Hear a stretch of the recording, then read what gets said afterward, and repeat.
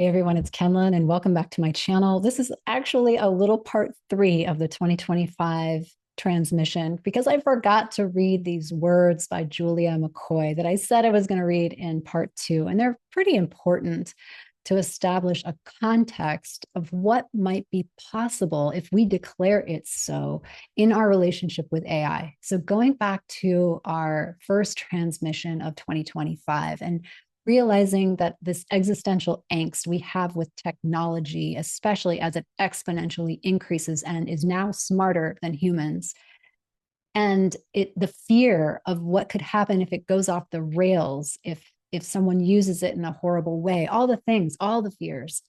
What balances that out and what actually diminishes the fear is when we know that we're ahead of it. And how are we going to be ahead of it? Through the internal consciousness expanding. And that's our wisdom seat, our wisdom center. We are connected to the unified field. If we're trying to use this, we're screwed. If we're in here using the intelligence of the body mind, then we are connected to the all. So it's really going to challenge us, but we also have spiritual support to open deeply to what we already are. We already are that. We have just forgotten. We have just limited ourselves. We have just put ourselves in prison. So I've been following this futurist, I'm going to call her a futurist, this AI marketer, Julia McCoy. And here's her vision for AI. We, humanity, will finally break free from the Industrial Revolution's chains that reduced human potential to spreadsheets and to-do lists. How many can relate to that?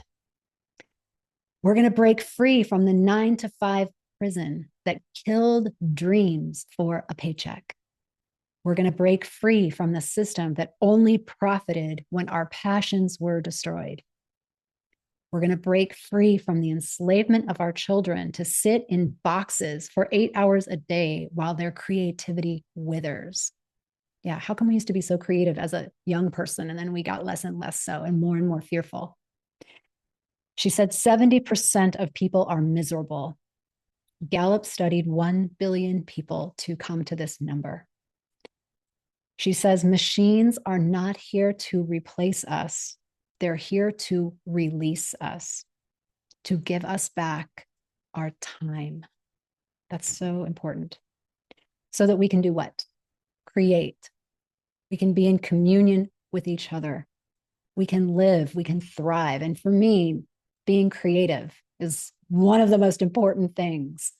To be self-expressed, to live on purpose, to say the things and the message that I'm here uniquely as this template to say. That's what could be possible if we declare it so. So let's begin 2025 declaring it so.